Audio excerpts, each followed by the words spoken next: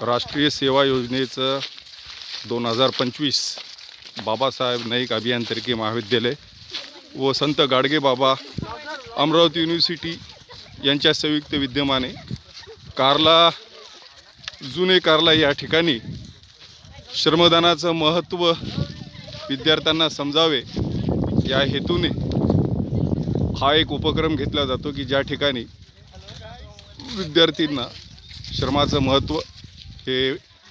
स्वतः श्रम करून भारतातली जी श्रमसंस्कृती आहे, कृषी संस्कृती आहे, तिचं महत्त्व पटवून देण्यासाठी